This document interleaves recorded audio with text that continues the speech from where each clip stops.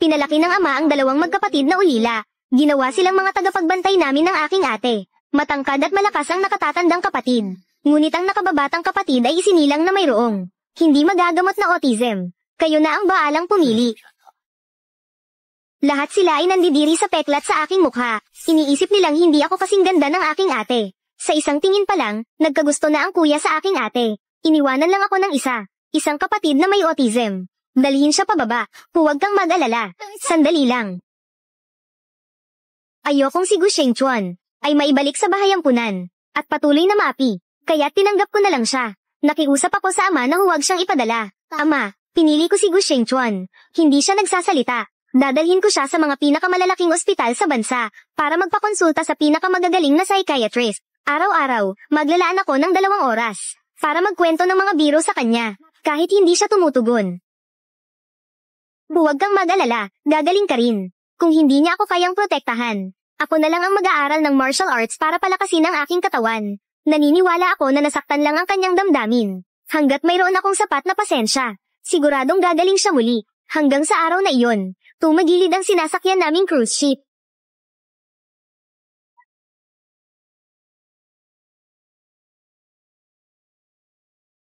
Tulungan niyo ako. Hindi ako marunong lumangoy. Hinangay ng alon ng aking life jacket. Xingchuan, kumapit ka pa. Xingchuan, Xingchuan, Xingchuan. Itay, pinili ko si Gu Shengchuan. Huwag kang mag-alala. Siguradong gagalingin kita. Shengchuan. Ito ang unang beses na si Gu Shengchuan ay nagsalita sa akin. Sa totoo lang, wala naman talaga siyang autism. Ang kanyang autism ay para sa akin lang pala.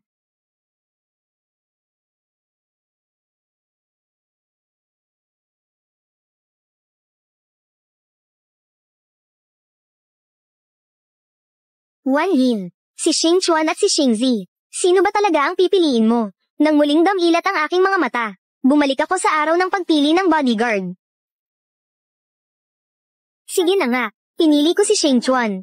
Mahina ang katawan ng nakababatang kapatid. Dapat pumili ng matipuno at malakas na magpoprotekta sa kanya. Sa nakaraang buhay, matapos ang pagpili ni Gu Shengzi at ng aking ate sa isa't isa, ako'y nag-alinlangan. Sinabi ng ate ko na magpalit kami ng bodyguard. Akala ko noon, iniisip niya ang kapakanan ko. Hanggang sa araw na iyon, ang cruise ship ay tumagilid. Kahit sinabi ni ate sa kanyang bibig, na ayaw niyang isuot ang aking life jacket, ngunit sumunod pa rin siya. Hinayaan niyang si Gu Shengchuan ang magsuot nito para sa kanya, bago mamatay.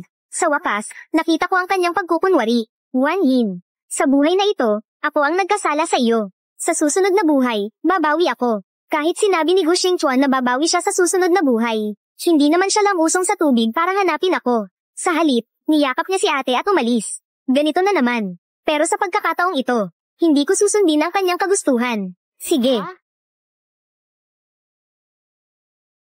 Sa pagkakataong ito, susundin ko si ate. Anong sinasabi mo? Hindi ba ate? Ayaw mo ba? Ang kagwapuhan ng magkapatid na Go ay napakataas. Simula nang makita mo sila, ang tingin mo, ate, ay hindi na naalis. Hindi ako naniniwalang kaya niyang tiisin. Wan Yin. Talaga bang wala kang pipiliin ni isa? Sila dalawa. Wala akong gusto kahit isa. Si Gu Shengchuan. Ang tingin niya sa akin ay napakakomplikado. Pero ayoko siyang pagtuunan ng pansin. Paano naman ang kaligtasan mo? Kaya mo bang tiyakin? Siguradong hindi ko kaya mag-isa. Kaya, pakiusap ko kay Papa na dalhin ako sa kuya ko. May sariling security team si kuya. Sige na nga, pumunta ka na lang kay Qingyi.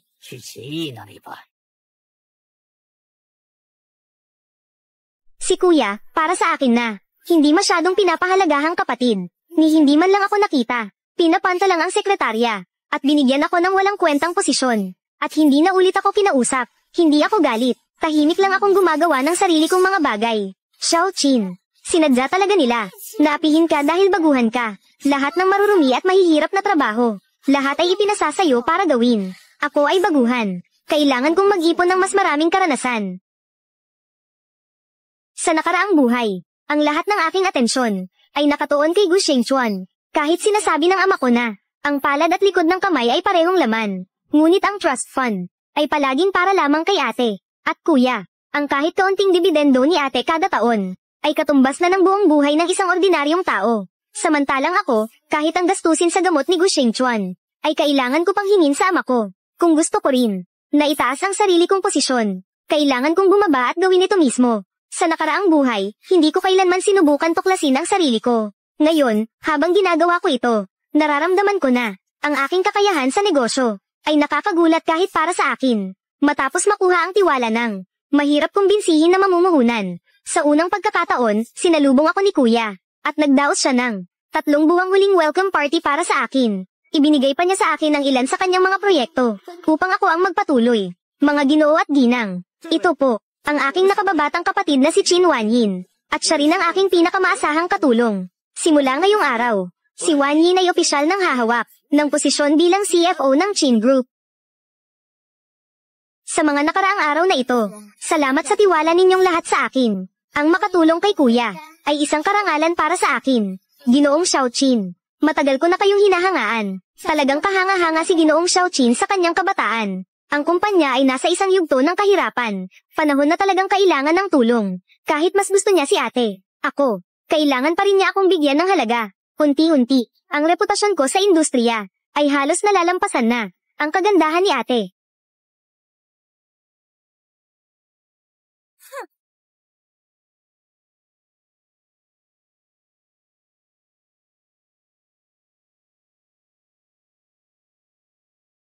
Kapatid na babae, hindi mo ba nararamdaman na ikaw ay masyadong mapagmalaki? Kapatid na babae, hindi mo ba nararamdaman na ikaw ay mapagmalaki? Ano ang gustong sabihin ni ate? Kamakailan, masyado kang naging tampok. Napakaraming beses kang nagpakita sa publiko. Hindi kita sinisiraan, kapatid. Ngunit ang tagumpay mo sa maikling panahon ay mas dahil sa swerte. Kung magkamali ka, mapapahiya rin tayo. Ang pangalan ng pamilya Chin. Bukod pa rito, may peklat ka na nga sa mukha. Kung masyado kang mapagmalaki, walang lalaki ang magugustuhan ka. Sa susunod, mas mabuti pang, huwag mo nang istorbohin si kuya. Ako na ang bahala sa'yo, kapatid. Ate, natatakot ka ba sa akin na masapawan kita? At saka, anong posisyon ang kinatatayuan mo? Para sabihan ako na huwag magmayabang. Ang tunay na dalagang tagapagmana ng pamilya, ang may hawak ng trust fund shares. Paano ko ito nakikita? Ikaw ang nakikinabang sa lahat. Ano ang karapatan mo para magmataas? Para sabihan ako na huwag makipaglaban o makipag-agawan. Bunso, sinabi mo na may peklat ako sa mukha. Nakalimutan mo ba? Noong ako'y 10 taong gulang. Ano ang ginawa mo sa akin? Huwag saktan ng ate ko.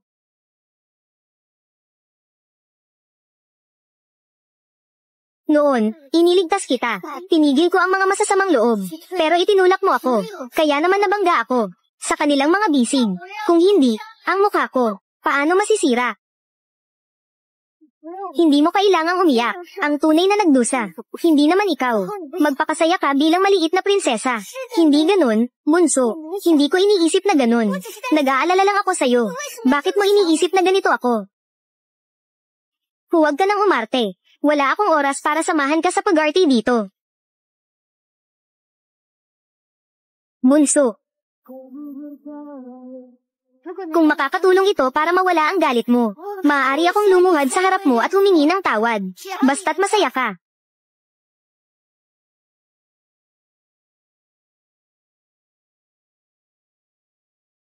Ah, pasensya na, kukunin ko ang gamot para sa iyo.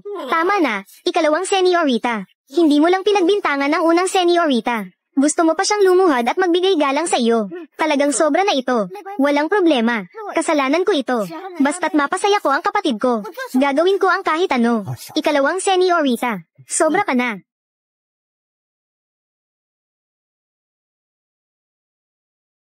Humingi ng tawad.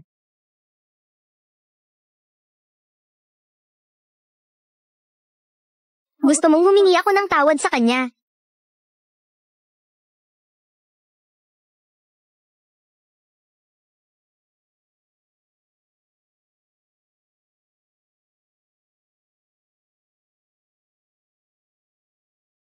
Kapatid, paano mo nagawang manakit ng tao? Kung may problema, sa akin ka maglabas ng galit.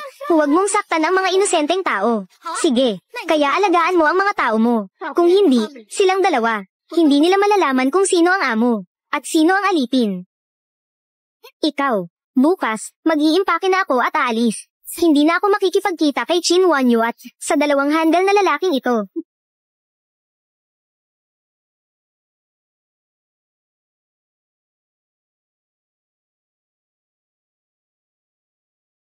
Anong ginagawa mo rito? Ito ay imported na gamot para sa paso. Napaka-epektibo nito.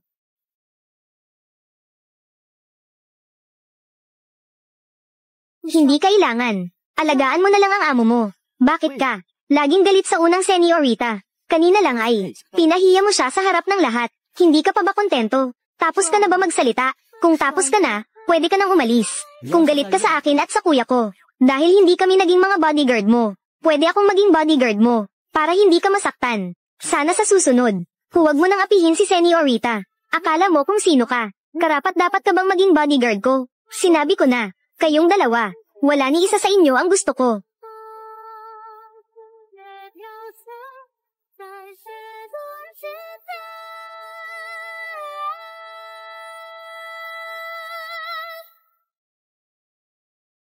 Ano bang nangyayari kay ikalawang senyorita? Hindi siya dati. Ganito magsalita sa akin. Halos tapos na. Mag-ayos pa ng kaunti, pwede nang umalis. Pupunta sa European branch para maging CEO. Tuluyan ng lalayo. Sa mga tao at bagay dito.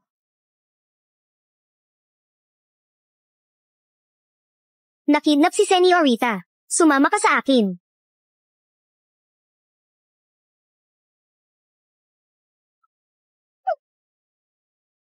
Mabuti na lang natuto ako ng konting martial arts dati. Kaya kung makawala sa mga tao, pinapayuhan kita na magpakita ng respeto sa akin. At saka, nakidnap siya. Anong kinalaman ko doon? Ang kapal ng mukha mong sabihin. Kung hindi dahil sa sinabi mo kagabi, na sobrang masasakit na salita, paano siya? Iiyak at tatakbo mag-isa palabas. At makidnap ng mga kaaway. Ikaw ang may kagagawa ng lahat ng ito. Pumunta ka na ngayon. Palitan mo siya para sa akin. Bumalik na ba ang dalaga? Hindi pa. Pero sabi ng mga kidnapper, may pagkakataon para magpalitan ng tao. Kung hindi dahil sa pangalawang dalaga, hindi sana makikidnap si Yuer. Ngayon ang tamang oras para bumawi ka. Ikaw na isang bodyguard. Naglakaslog kang hawakan ako. Hindi ito para sa'yo upang magdesisyon. Para sa dalaga. Kahit lumabag kami sa utos, tatanggapin namin. Pasensya na. Kapatid na lalaki. Halika't tumulong.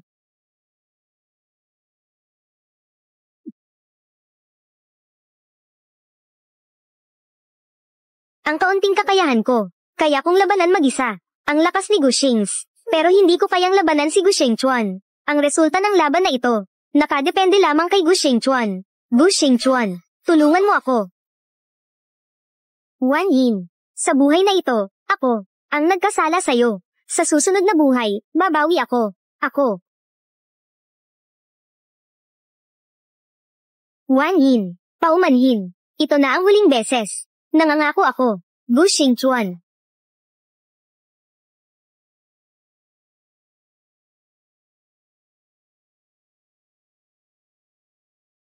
Ikaw rin ay muling isinilang.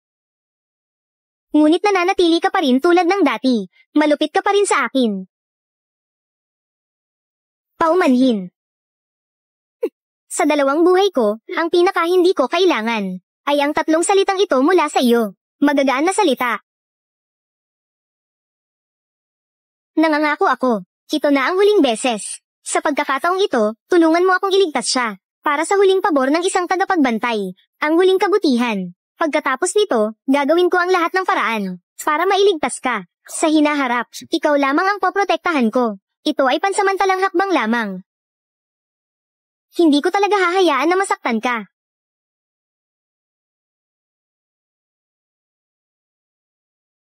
Bitawan mo ako.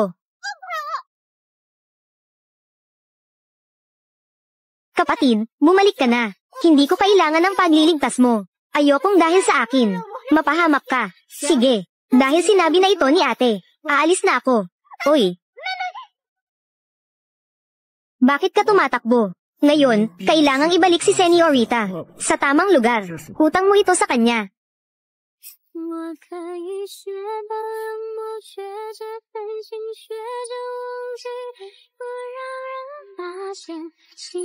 Paumanhin. Ako ang hindi nag-alaga sa iyo ng maayos. Kahit handa na. Sa hindi pagpapahalaga. Bakit sa puso? May kakaibang damdamin pa rin.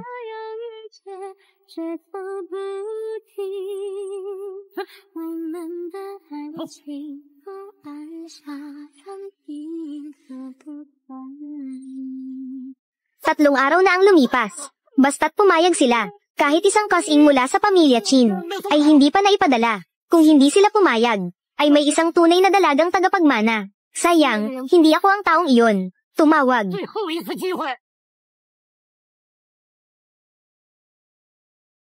Kapag ito'y itinuloy, ang sakit na mararamdaman mo ay dadami ng daan-daang beses. Tawagan mo ang iyong pamilya. Basta pumayag sila, na magpadala agad ng pera. Palalayain kita. Kung hindi sila papayag, mapipilitan akong kunin ang iyong 10 daliri at ipadala ito pabalik. Tawag.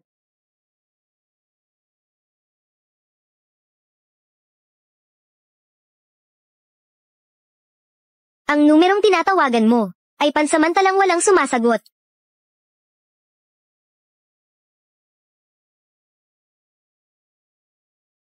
Ang numerong tinatawagan mo ay pansamantalang walang sumasagot. Paano? Ni ang iyong mga magulang ay hindi ka tinutulungan.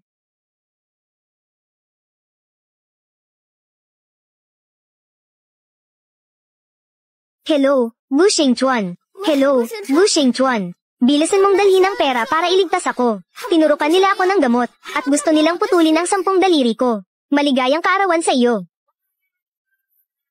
Ano ang ginagawa mo? Yin. Ngayon ay kaarawan ni Yuer. Hindi maganda kung masisira. Ano ang sinabi mo? Magtiis ka muna. Pagkatapos ng kaarawan, pupuntahan kita. Pero kung hindi ka pupunta, sila ay, Yin. Isang gabi lang. Hindi mo ba kayang maghintay? Hindi na makapaghintay. Bilisan mong pumunta. Sinabi mo na hindi mo ako sasaktan. Huwag kang mag-alala. Tiyaga lang. Siguradong ililigtas kita. Bu Xingchuan. Bu Xingchuan. Hoy. Bu Xingchuan.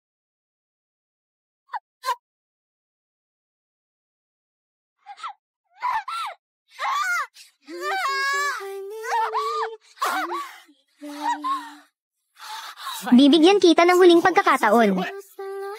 Tawagan mo ulit.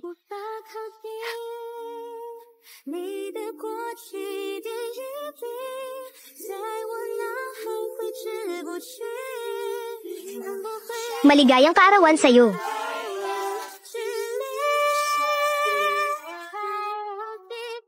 Hello, ang tinatawagan mo ay naka-off. Bu Xingchuan, sabi mo, hindi mo ako sasaktan. Niloko mo ako. Ha, ayoko.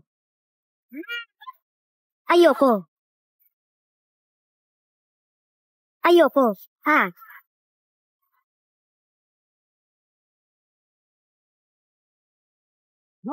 Sinayang mo ang oras ko. Tigilan mo na ang pag-arte. Kalagan mo ako. Sige.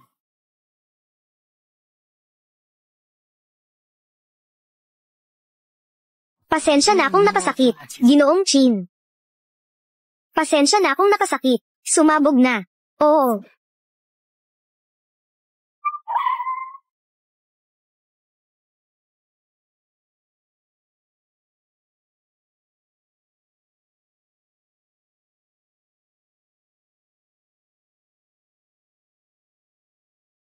Ang pinakamalaking kalaban ng pamilya Chin, Ginoong Luyancheng. Naway maging matagumpay ang ating pagtutulungan.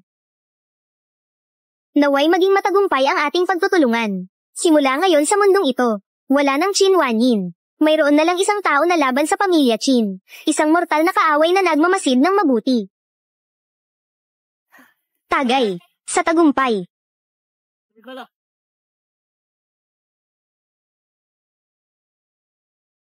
Hello, ang tinatawagan mo ay naka-off.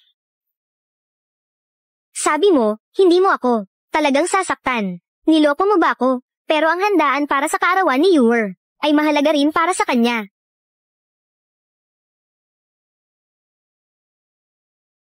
Maghanda ng 5 milyong cash. Sasamahan mo ako sa isang lugar. Bakit mo ako iniwan? Mag-isa kang pumunta rito. Senyorita. Mukhang nasa panganib si pangalawang senyorita. Paano naman mangyayari iyon? Siya nga. Tinitingnan niya ang 3 araw na ito. Wala tayong ginawang aksyon. Nagpapanggap lang siya. Walang pero-pero. Hindi ba nangako ka sa akin? Nasasamahan mo akong sumayaw. Ikaw, hindi mo ba babaliin ang pangako mo? Tama ang sinabi ni Yuer. Siguro, baka nagpapanggap lang si Wanyin.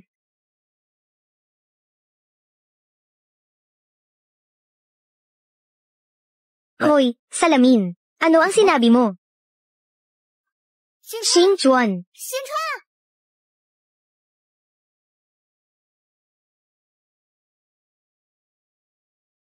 Wanyin. Kapatid na lalaki. Kapatid, magpakalma ka. Siguradong kalokohan lang ito ng kapatid na babae. Pwede bang huwag kang pumasok, Senyorita? Xingchuan, hindi ko talaga inakala na ang kapatid na babae, isang simpleng biro lang, ay mas mahalaga kaysa sa aking handaan sa kaarawan. Mas mahalaga. Ang handaan sa kaarawan ng Senyorita, pwede ko itong bawiin. Pero ngayon, ang kaligtasan ng buhay ni Wanyin, ang mas mahalaga. Xingchuan, ang tawag niya. Hindi tumawag ng maaga, hindi tumawag ng huli. Pero sa mismong oras ng aking handaan sa kaarawan tumawag. Sinadya niya talaga. Oo, sinadya niya talaga. Paano ka pa rin naloko niya? Ganito ang ginagawa mo sa Senyorita. Tama ang sinasabi ninyo. Sinadya niya talaga. Halos naloko na rin niya ako. Halos nagawa ko na magalit si Senyorita. Paumanhin, Senyorita. Bumalik na tayo.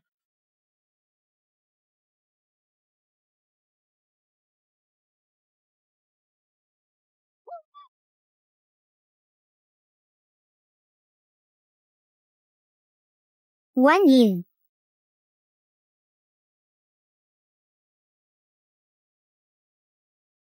Papasukin mo ako. Hahanapin ko si Qin Wanyin. Ginoo, nasuyad na namin ang lugar. Walang ibang daan dito. Kung talagang tatakas, tanging pagtalon sa dagat lang ang paraan. Magtiis ka pa ng kaunti. Pagkatapos ko siyang iligtas, babalikan kita agad. Xingchuan. Tulungan mo ako. Hindi ako marunong lumangoy. Xingchuan.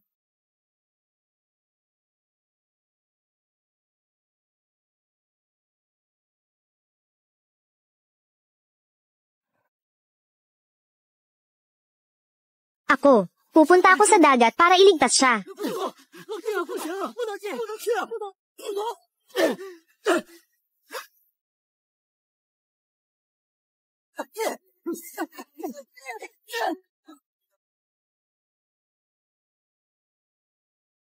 Magising ka. Napakalalim ng iniisip ni Qin Wanyin. Paano kung nagkukunwari lang siyang patay? Ano ang sinabi mo? Nagkukunwaring patay. Oo, nagkukunwaring patay. Tama ang sinabi ni Xingzi. Siguradong gusto ni Qin Wanyin. Nalinlangin tayo gamit ang pagkukunwaring patay. Walang natagpo ang bangkay. Wala ring natagpo ang mga kidnapper. Siguradong siya ito. Ang direktor ng palabas na ito. Ang layunin ay makita kang nag-aalala. Kung talagang tatalon ka sa dagat, doon ka niya. Ginawang parang aso. Tama ang sinasabi ninyo. Nagkukunwari lang siyang patay. Tama. Hindi siya mamamatay. Natagpuan na ang bangkay. Natagpuan na ang bangkay. Paano nangyari ito? Totoo bang patay na siya? Wala namang problema. Hanggat si Gu Shengchuan, hindi inaalis ang puting tela na ito, at makita mismo ng kanyang mga mata, kung si Qin Wanyin ay buhay o patay. Hindi ba't ako ang magpapasya? Kapatid, huwag kang tumingin. Siguradong peke ang bangkay na ito. Ang lahat ng ito, ay gaagawa lamang ni Qin Wanyin. Isang palabas na siya mismo ang nagdirek at gumanap. Imposible. Ang bangkay na ito, paano magiging peke? Xingchuan, Xingjia, magpakalma ka muna. Si Shengs ay kuya mo. Hindi ka niya lolokohin. Tama ka. Hindi mo ba nararamdaman na ang lahat ng ito ay isang bitag na itinakda ni Qin Wanyin? Bitag. Ang ibig mong sabihin, ang bangkay na ito, ay isa ring bitag na itinakda ni Qin Wanyin. Sinadya niya tayong lokohin. Tama ka. Siguradong nagtatago siya sa dilim kanina, at palihim na nakikinig sa ating usapan. Ginawa niya ito upang pigilan tayo. Naipagdiwang ang kaarawan ng nakatatandang dalaga. Kaya niya isinagawa ang pagsabog na ito. Hindi ko alam kung paano ko siya nasaktan. Ganito ba ako kinasusuklaman ng kapatid kong babae? Nahanda siyang magsinungaling ng ganito kalaki. Hindi na maaga. Bumalik na tayo ngayon. Bago mag-alas 12 ng gabi. Kaya pa itong habulin. Maghanda ng cake para sa pagdiriwang ng nakatatandang dalaga. Xingchuan, umalis na tayo. Umalis.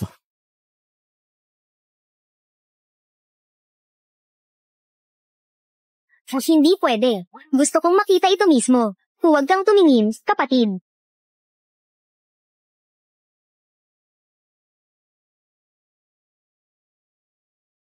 Kahit na, hindi kita ang mukha, pero ang katawan ay tulad ng sa pangalawang dalaga. Magkapareho.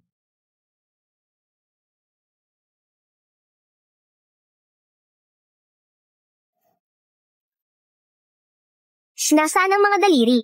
Nasaan ang 10 daliri niya? Huwag kang magulo, kapatid. Ang mga bumbero ay para lamang sa pagsagip. Huwag mo silang pahirapan. Nasaan ang mga daliri? Nasaan ang mga daliri, kapatid?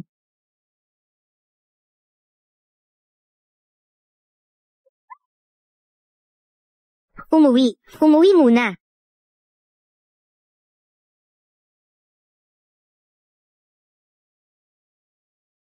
Gu Ershao, may dumating na package para sa iyo dito. Gu Ershao, may dumating na package para sa iyo dito. Sino ang nagpadala nito? Tagapamahala, maghanda ka agad ng cake. Gusto kong maghiwa ng cake. Oo, anong package? Ibigay mo sa akin, gusto kong makita. Ang package na ito ay dumating 3 oras na ang nakalipas. Dumating na ito. Binuksan na ito ng nakatatandang dalaga. Anong kalokohan ang sinasabi mo? Kailan ko binuksan ang package? Ibigay mo sa akin.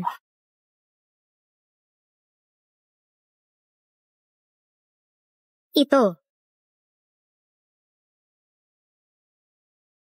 Paano nagkaroon nito? 10 daliri. Baba.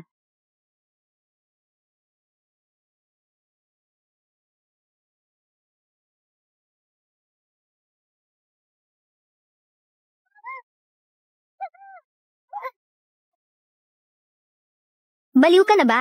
Siya ang nakatatandang dalaga. Alam mo ba ang lahat? Ang mga taong iyon ba? Ikaw ang nagpadala sa kanila.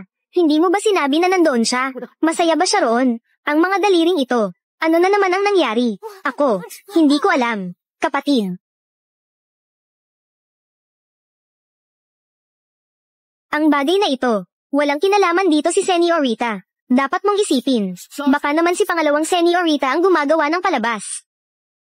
Tumawag siya sa akin. Pwede ko sana siyang mailigtas.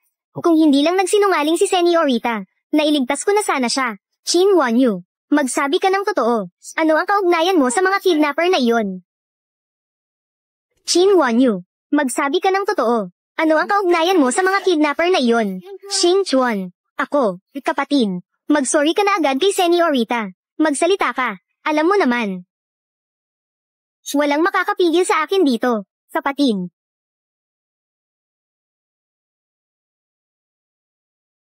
Senyorita.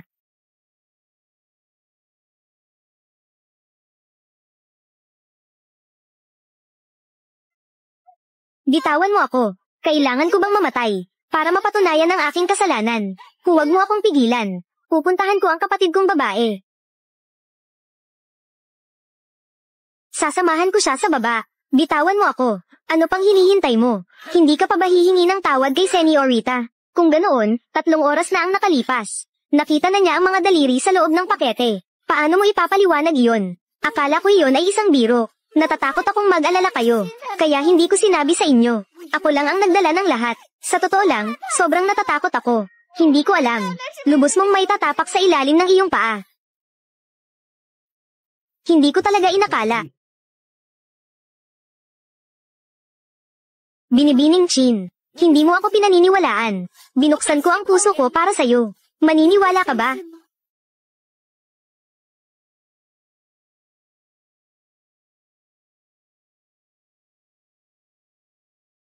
Paumanhin.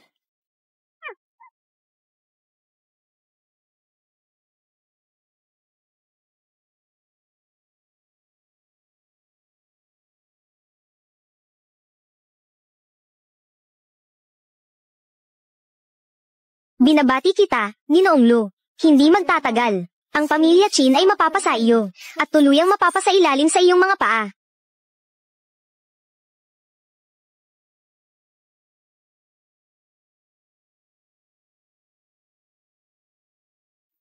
Hindi ko talaga inasahan. Binibining Chin, na magagawa mo ito sa sarili mong pamilya. Mas malupit pa kaysa sa inaakala ko. Nagbibiro ka, Ginoong Lu. Paano magkakaroon ng tao sa pamilya Chin? Nagagawin ito sa sarili nilang anak at kapatid. Napababayaan na lang mamatay. Nagbibiro ka, Ginoong Lu. Paano magkakaroon ng tao sa pamilya Chin? Nagagawin ito sa sarili nilang anak at kapatid. Napababayaan na lang mamatay. Noong araw na humingi ako ng tulong, ang tatay at kuya ko, hindi naman talaga sila abala. Basta tungkol sa selebrasyon ng ate ko, iniiwan nila ang lahat ng trabaho para samahan siya. Ang dahilan ng abalang linya ay dahil binaba nila ang tawag ko. Ang puntong ito, ang especially iyan na inilagay ni Lu Yancheng sa lugar ng pagpupulong, ay napumpirma rin. Sa simula pa lang, iniisip na ni Papa na hindi mahalaga kung nandyan ako o wala. Samantalang si Kuya ay nakinabang sa akin upang masigurado ang kanyang posisyon bilang leader. Wala na akong silbi. Salamat kay Ginoong Lu na tumulong sa akin na palitan agad ang mga kidnapper na inarkila ni ate. Kung hindi, ang 10 daliri ko marahil ay talagang natanggal na. Sumunod lang naman ako sa iyong opinyon.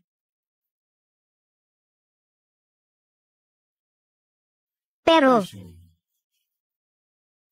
narinig ko kamakailan na iniimbestigahan mo ang mga account ng pamilya Lu.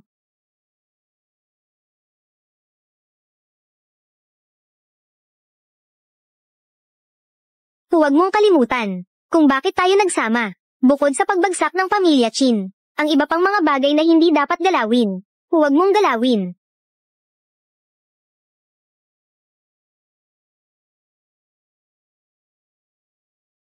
Kaya kung pekay ng pagkamatay ng isang tao, at kaya ko rin itong gawing totoo.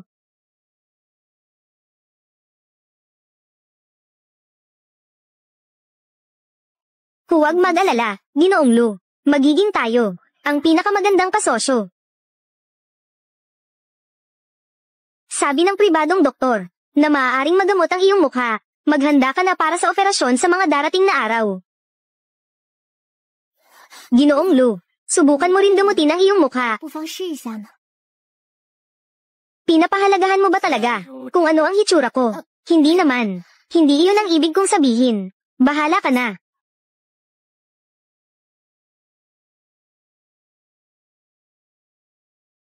Ako at si Lu Yancheng ay nagkakilala noong ako ay dinalasa. Noong panahon na nasa panig ng kuya ko, ang koneksyon na naitayo. Ang pamilya Lu at pamilya Chin ay matagal nang magkaaway. Noon, ang pamilya Chin gumamit ng ilang paraan para mapatay ang mga magulang ng pamilya Lu. Ang pamilya Lu ay napilitang tumakas at maghanap ng bagong buhay sa ibang bansa. Si Lu Yancheng ang nagpakita ng kabutihan at tinanggap ako bilang anak ng kanilang kaaway.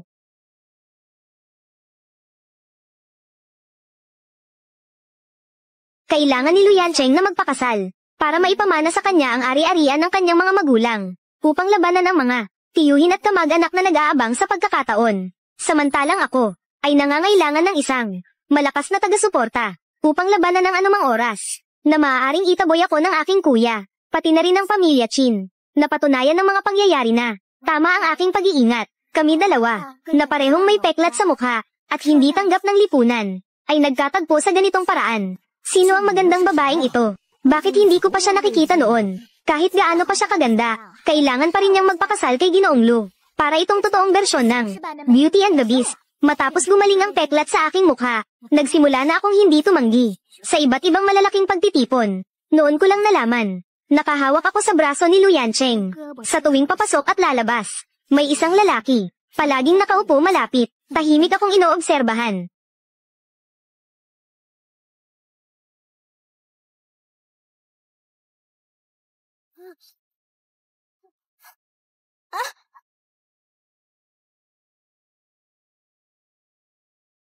Ikalawang senyorita, tungkol sa pamilya Chin kamakailan. Talagang walang awa. Gu Xingchuan. Gu Xingchuan. Paano mo nalaman ang lugar na ito? Tao ako ni Miss Chin. Siyempre, kailangang kampihan ko siya. Nagkaroon ng problema ang pamilya Chin. Baka bumaba rin ang halaga ng trust fund. Ang dividendo ni Chin Wanyu. Baka mawala na. Kaya pala ang presyo ng stock ng Chin Group kamakailan ay nagpakita ng pagtaas. Dapat sana'y madali itong mabasak. Pero bakit? Bigla na lang dumating si Gu Shengchuan. Gu Shengchuan, bakit palagi kang kumukontra sa akin? Hindi kita kinokontra. Kundi, kung hindi ko gagamitin ang pangalan nila, hindi ko magagamit ang mga resources nila para mahanap ka. Talagang matalino at masipag si Second Miss. Alam mo ba kung gaano katagal kitang hinanap? Gaano katagal? Bitawan mo ako. Totoo ito. Totoo ang lahat ng ito. Alam kong hindi ka patay. Alam ko, tama ang lahat ng paninindigan ko. Yin Yin, umuwi ka na sa akin. Bitawan mo ako. Hindi ba pwedeng isipin mo na lang na patay na ako? Bakit palagi kang hindi nawawala sa paligid ko? Siyempre, matagal na panahon. Akala ko patay ka na. Alam mo ba kung paano ko nalampasan ang mga araw na iyon? Hindi ko kailanman nalaman. Hindi kasing luwag ng kwarto mo. Matagal ko nang napagpasyahan. Kung ang langit, magbigay muli ng isa pang pagkakataon sa akin. Gagamitin ko ang aking buhay upang tuparin ito. Ang aking pangako. Naisip ko rin na magpakamatay. Pero kalaunan, natuklasan ito ng kuya ko. Bitawan mo ako. Naisip ko rin na mabuhay ng walang saysay hanggang mamatay. At muling magkita tayo. Hanggang sa isang araw, bigla kong natuklasan, may isang tao na palaging tumutuligsa sa pamilya Chin. Hindi ko mahanap ang kanyang pinagmulan. Naintindihan ko na, posibleng hindi ka papatay, at ikaw lamang, ang makakagawa ng bagay na ito. Yin Yin, ayoko nang maging bodyguard mo. Gusto kong maging taong kailanman. Hindi mo kayang iwanan. Ano man ang mangyari sa pamilya Chin, wala akong pakialam. Ikaw lang ang gusto ko.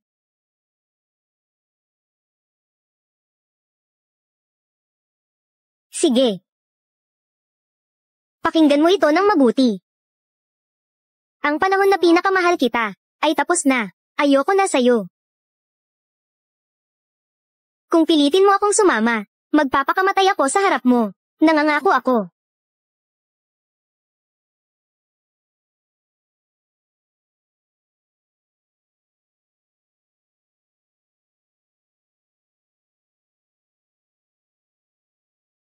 Hindi ba sinabi mong pupunta ka para magpakalma? Ano ang ginawa mo sa ganito katagal na oras?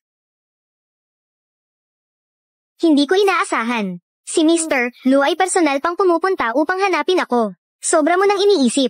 Ako'y talagang curious lang. Sino ang nakita mong kausap? Mukhang walang bagay na makakalusot sa mga mata ni Mr. Lu. Miss Chin, sasabihin ko sa'yo, kung gusto mong makipag, pangmatagalang kooperasyon sa akin, kailangan mong tiyakin ang lubos na katapatan. Kung hindi, simula nang matuklasan na iniimbestigahan ko ang mga account ng Lu Corporation, naging sobrang maingat siya sa akin, pero hindi ko naman pwedeng sabihin na iniimbestigahan ko ang kanyang mga account dahil lang sa simpleng hindi pagtitiwala sa kanya. Sisirain nito ang relasyon ng aming kooperasyon. Huwag kang mag-alala, Mr. Lu. Siguradong hindi ko gagawin ang makipagkita sa mga kaaway mo o kung sino paman. Wan Yin, may sasabihin ako sa'yo. Kayo.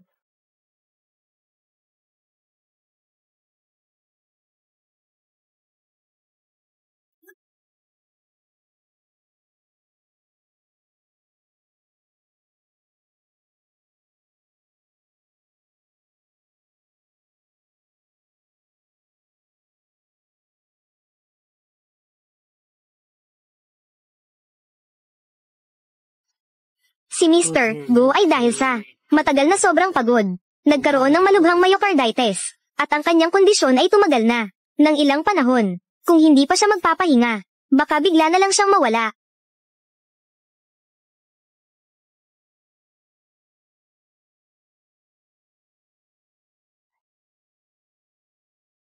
Pangalawang binibini. Simula nang umalis ka, si Mr. Go ay parang nagbago, na parang ibang tao. Maghapon siyang nakakulong sa kwarto. Hindi kumakain o umiinom. Para lang mahanap ang iyong kinaroroonan. Madalas na ilang araw at gabi na hindi nakakatulog. Palaging abala sa iba't ibang lugar. Minsan pa nga, Minsan pa nga, kahit isang maayos na pagkain, wala nang oras. Ang galing niyang magkunwari, hindi ba't siya rin ang may kasalanan? Hindi marunong magpahalaga. Ginang, Shin, kaya pala ang panlasa mo. Ganito pala.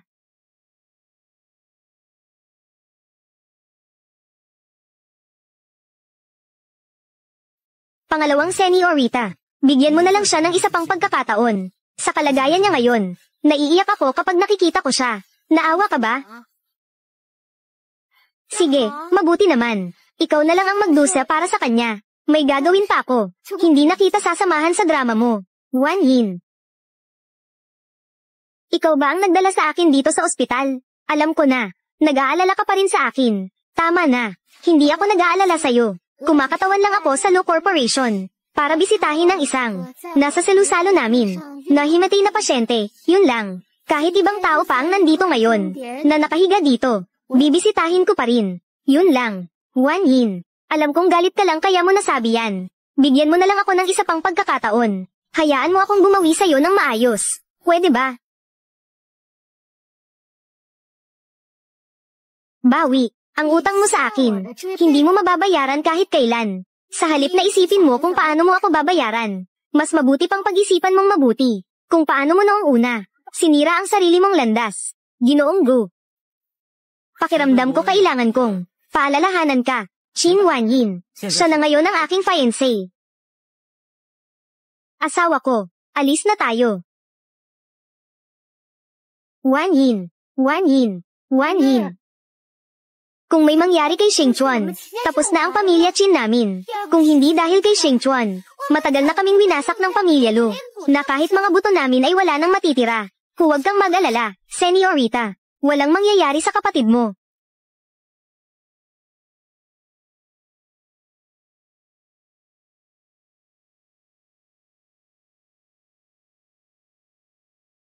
Shin Wan Yin, ikaw, buhay ka pa pala. Pangalawang senyorita, ikaw nga talaga.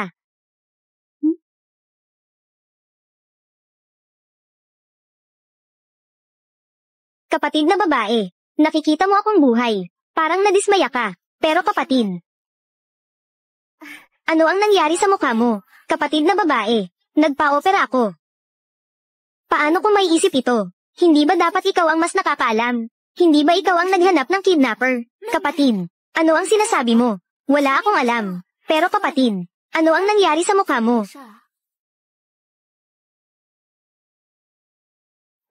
Ito ba?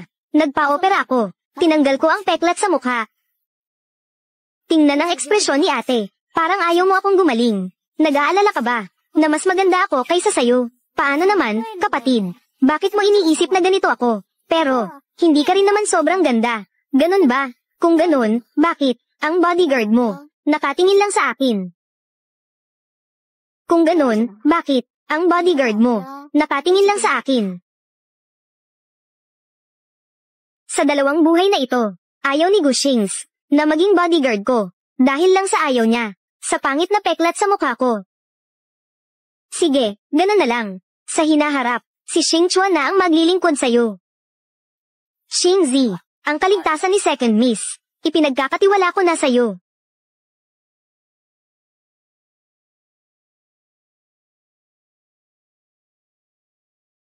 Ginoo, mas mabuti pa siguro. Ibalik mo na lang ako sa ampunan. Pero, kapatid, bakit ka nandito sa ospital? May sakit ka ba? Gusto mo bang tulungan kita? Maghanap ng espesyalista para tingnan ka. Wala akong sakit, pero, si Gu Xingchuan, para hanapin ako. Nagkaroon siya ng myocarditis dahil sa pagod. Nahimatay siya sa handaan namin. Bilang mga host, wala kaming magawa kundi dalhin siya sa ospital. Kapatid, baka hindi mo alam. Totoo ngang may myocarditis si Xingchuan. Dahil sa sobrang pagod sa negosyo ng pamilya Chin. Pero huwag mo siyang sisihin. Dahil sobrang abala niya. Kaya kung sino na lang ang napili niya sa mga tauhan niya, basta tingnan na lang. Sino ba ang mag-aalala sa isang taong matagal ng patay? Sa tingin mo ba, bakit ako mag-aalala? Ang ako ngayon, karera, paibig, parehong tagumpay. Ikaw lang ang nabubuhay sa nakaraan. Kung hindi, bakit mo pa rin ito binabanggit sa akin? Ang mga nakaraan na iyon, mga lumang kwento na wala ng halaga. Ito ba ang iyong pinaghirapan mong hanapin? Ang mayamang mapapangasawa, kapatid na babae, para lang makatakas ka sa pamilya tay. Talagang desperado ka na. Umabot ka na sa ganitong kalagayan. Kapag tinitingnan mo ang mukha niya sa gabi, hindi ka ba nagkakaroon ng bangungot? Kaya pala kayong mga taga-pamilya Chin. Ganito pala ang ugali ninyo. Kaya pala gusto mong sumama sa pamilya namin, ang pamilya Lu. Mukhang ikaw ang nag-iisang matalino sa pamilya Chin. Pamilya Lu. Anong pamilya Lu? Hindi ba? Ipakilala kita. Sa aking mapapangasawa, Lu Yancheng. Lu Yancheng. Kapatid na babae, nakipag-ugnayan ka sa mortal na kaaway ng pamilya Chin. At nakipagkasundo ka sa kanila. Hindi ka ba natatakot na malaman ni Papa na pinagtaksilan mo ang pamilya Chin? At palayasin ka sa pamilya. Pagtataksil. Kayong mga taga-pamilya Chin. Kailan ba? Ako itinuring na bahagi ng pamilya. Anong karapatan mong ibintang sa akin ang pagtataksil? At ipataw ito sa akin. Chin Wanyin. Kapag natapos ka ng gamitin ng pamilya Lu, itatapon ka nila na parang basura. Sisipain ka nila palayo. Sa oras na iyon, tingnan natin kung paano ka pa magiging mayabang. Mas mabuti pang ikaw muna. Ayusin mo muna ang sarili mo. Huwag mong hintayin ang araw na mabankrupt ang pamilya Chin at mapunta ka sa lansangan. Kahit sa mga pulubi, wala kang karapatang makipag-agawan ng tulay. Anong karapatan mong sabihin sa akin yan? Aalis ka ba o hindi? Siyempre, ayoko nang manatili dito para lang marinig ang kanilang pagtahol. Wanyin. Wanyin. Xing Chuan. Wanyin. Pakinggan mo ang paliwanag ko. May dahilan ako. Xing Chuan. Nakalimutan mo na ba ang pagkakakilanlan mo? Ikaw ang bodyguard ko. Halika na rito. Xing Chuan. Lumayo ka sa taksil na iyon. Huwag mong kalimutan na ikaw ay tao ng dalaga. Bu Xing Chuan. Sinabi kong pumunta ka rito. Narinig mo ba? Wanyin. Basta bumalik ka lang. Kahit ano ang gusto mong ipagawa sa akin, gagawin ko. Kahit ibigay ko pa ang buhay ko. Sino ba ang may gusto ng buhay mo? Isang walang kwentang buhay. Kahit libre mo pang ibigay, ayoko. Wanyin. Sa mga taon ko sa pamilya Chin, nakapag-ipon din ako ng kaunti. Kung babalik ka lang, maibibigay ko sa iyo ang lahat ng ito. Kasama na, ang lahat ng naitayo ko para sa pamilya Chin. Ano? Bu Xingchuan. Ano ang sinasabi mo? Nabaliw ka na ba? Talaga bang para sa babaeng ito, tatalikuran mo ang pamilya Chin? Talaga bang para sa babaeng ito, tatalikuran mo ang pamilya Chin? Hindi mo pwedeng saktan si Senyorita. Wanyin, totoo ang lahat ng sinasabi ko. Pakiusap, maniwala ka sa akin. Napaka-romantiko mo naman. Yan Chen, umalis na tayo.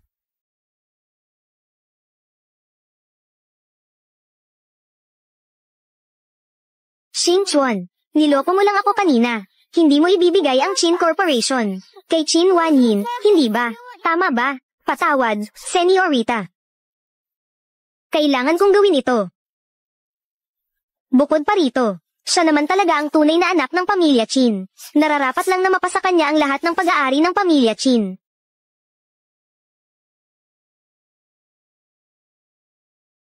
Xing Chuan. Kung ibibigay mo ang Chin Corporation, kay Chin Wanyin, magpapakamatay ako sa harap mo.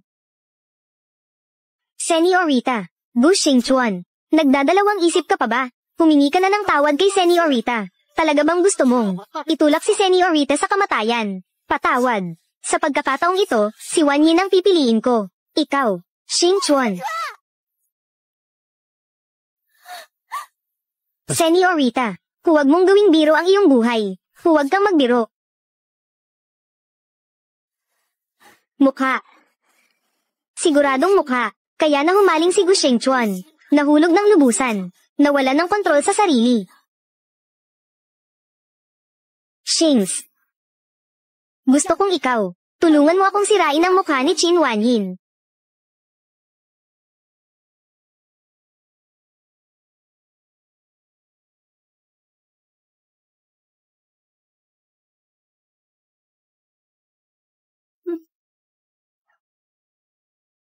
Ano ang balak nyo? Shin Wanyin, akala mo ba, dahil nagparetoke ka, makukuha mo na ang puso ni Gu Xingchuan? Ngayon, sisirain ko ng tuluyan ang mukha mo, para lubusan kang kamuhian ni Gu Xingchuan.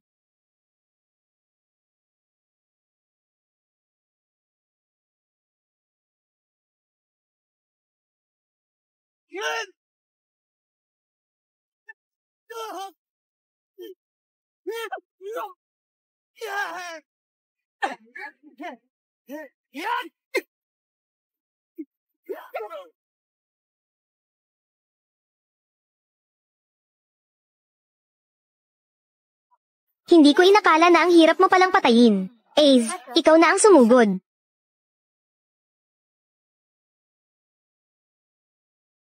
Nasaktan mo ang pangalawang senyorita. Gu Xings, ikaw rin ba ay lalaban sa akin? Pangalawang senyorita, paumanhin. Napilitan lang din ako.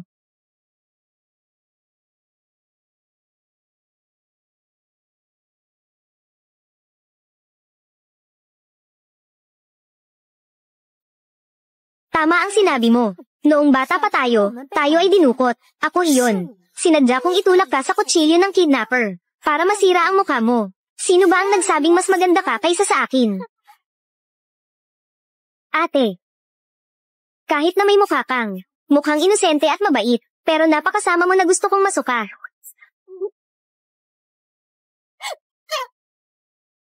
Shin Wanyin, sisirain ko ulit ang mukha mo.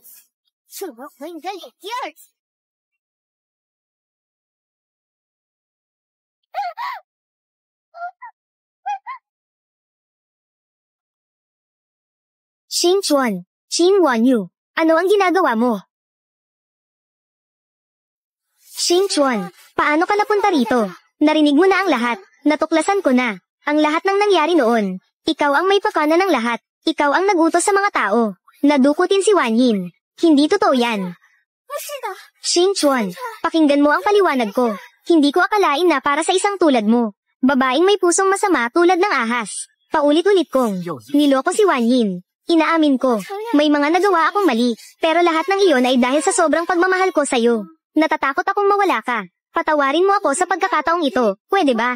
Nangako ako na sa hinaharap, hindi ko nagagawin ang ganitong bagay. Tama na, Shin Wanyu. Huwag ka nang magpanggap, tumawag na ako sa pulis. Malapit nang dumating ang mga pulis.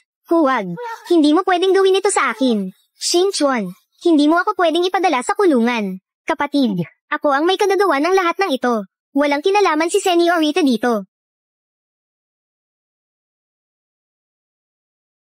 Kapatid, ako ang may kagagawa ng lahat ng ito. Walang kinalaman si Senyorita dito. Huwag kang gumalaw. Xing Chuan.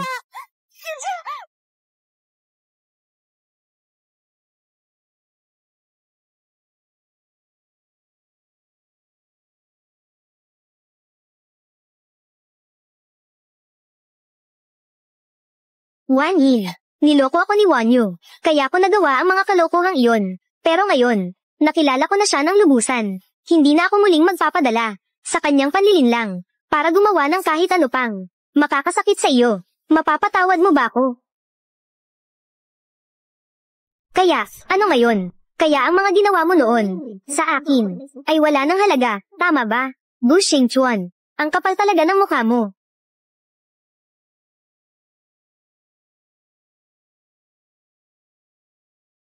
Wan Yin, bigyan mo ako ng isa pang pagkakataon.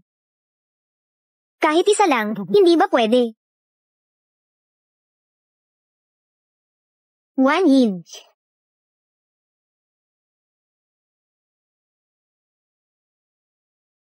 Ikaw ang nagtulak sa akin na gawin ito.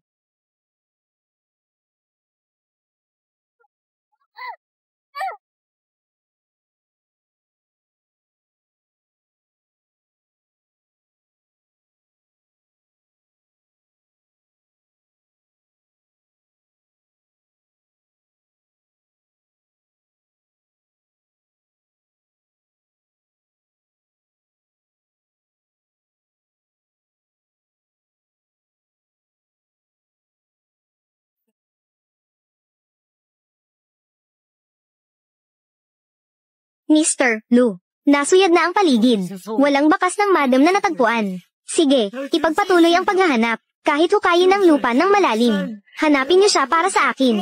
Kung hindi niyo siya mahanap, kayong lahat, ihanda ang inyong mga ulo para sa akin. Oo.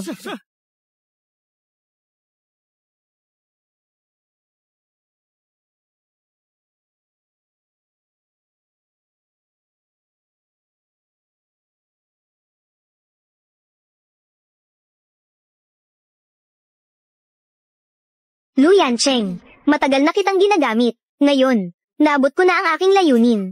Nagpasya akong bumalik kay Gu Shengchuan. Salamat sa pag-aalaga mo sa akin nitong mga nakaraang araw. Sa hinaharap, huwag na tayong magkita pa. Mr. Lu, hindi ko akalain na si Qin Wanyin ay isa pa lang. Babaeng pabago-bago ang damdamin. Siya pala at si Gu Shengchuan ay nagbalik ang kanilang dating relasyon. Oo nga, hindi siya karapat-dapat kay Mr. Lu para ibigay mo ang lahat para sa kanya. Hindi siya nararapat kay Mr. Lu para mag-alala ka ng ganito para sa kanya. Tumahimik kayong lahat. Mr. Lu, kami ay isang grupo ng mga hanggal. Napakalakas ng amoy ng ether. Hindi niyo ba naamoy? Siguradong dinukot siya. Agad niyo siyang hanapin. Kahit ang buong lungsod, hukayin ng malalim. Hanapin niyo siya para sa akin. Oo, Mr. Lu.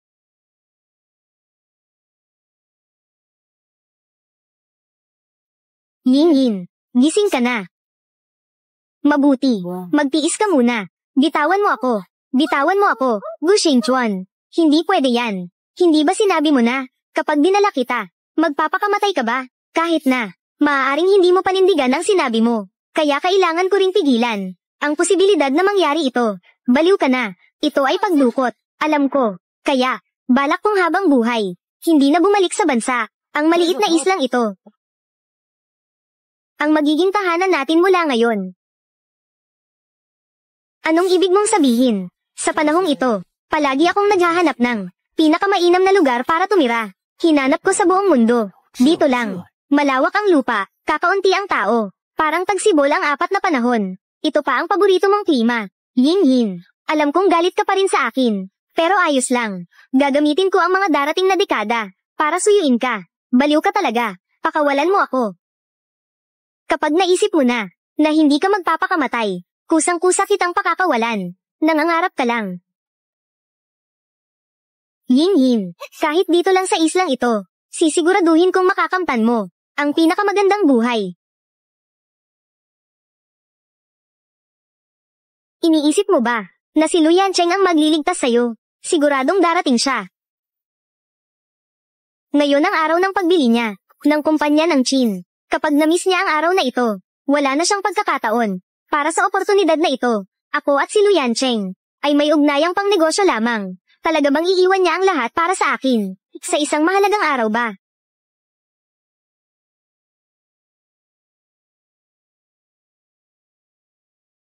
Yin, magkaroon tayo ng isang anak na babae. Gusto kong makita ka, kung ano ang itsura mo noong bata ka. Nakakulong ka, at nakakulong din ako. Pakawalan mo ako. Pakawalan mo ako.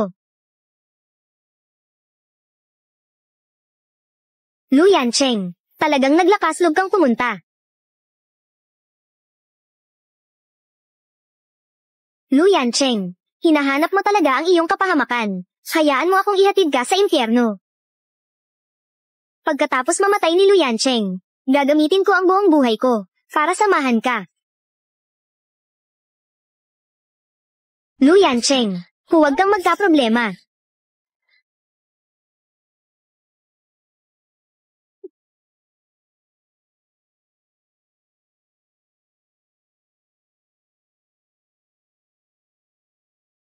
Lu Yancheng, umalis ka na. May baril si Gu Shengchuan sa kamay niya. Lu Yancheng, sige na nga, pwede pa kitang patawarin. Ang sariling babae, huwag. Nagpapakaduwag pa rin. Iyan ay para lang sa mga tao ng pamilya Qin. Mga kahihiyan na kayo lang ang gumagawa. Isang napakadamdaming eksena. Lu Yancheng, ang galing mong magpanggap. Sige, gano'n na lang. Kung ganun, mamatay ka na. Anong ginagawa mo? Huwag mong idamay si Wanyin. Mas pipiliin mong mamatay, para lang saluhin ang bala para sa kanya.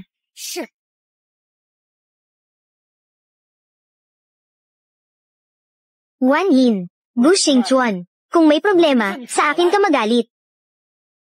Gu Xingchuan, kung papatayin mo siya ngayon, ako muna ang patayin mo. Wan Yin, ako, si Lu Yancheng. Hindi pa ako bumababa sa antas na. Kailangan kong isakripisyo ang sarili kong babae, para lang iligtas ang sarili ko. Gu Xingchuan, kung ikaw ay tunay na lalaki, magduelo tayo doon. Huwag mong idamay si Wan, Lu Yancheng.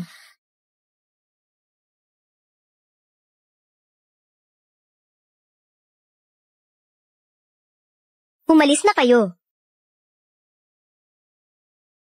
Umalis ka na ngayon. Umalis na kayo. Kinuha na ng iba. Gu Xingchuan, kung hindi ka umalis, baka magbago isip ko. Bilisan mo, umalis, walang saysay. Yin Yin.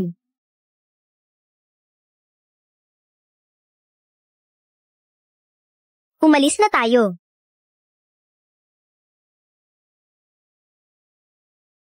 Sa buhay kong ito, hindi na kita kayang protektahan.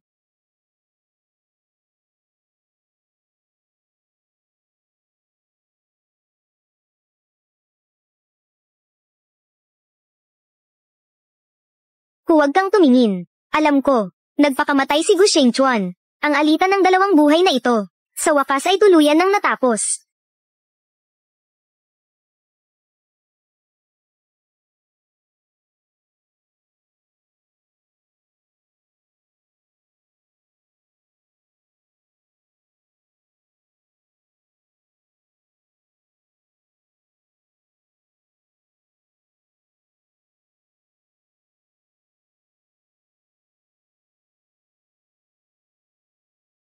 Mabuti na lang at wala kang masamang nangyari. Ang hirap isipin. Napakataas at matipuno. Isang taong matapang at determinado. Sa sandaling ito, ngunit maingat na maingat, yakap-yakap ang isang babae. Nangangatog ang buong katawan.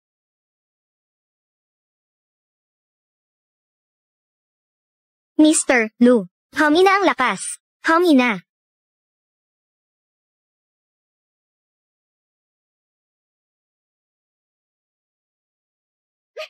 Nagkamali ako. Si Mr. Lu ang pinakamatapang. Hindi mahina ang lakas ni Mr. Lu. MS, Qin Wan Yin. Sa hinaharap, isang buhay, isang magkasama. Marunong pa palang magpakilig si Mr. Lu. Mrs. Lu.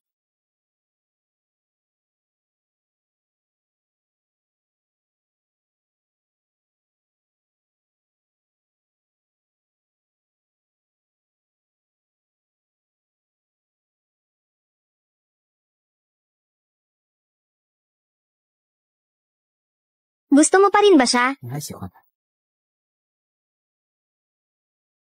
Ano ang iniisip mo? Gusto ko lang sabihin sa kanya. Sa buhay na ito, hanggang dito na lang tayo. Kahit na may susunod na buhay, huwag mo na akong hanapin. Mabuti naman.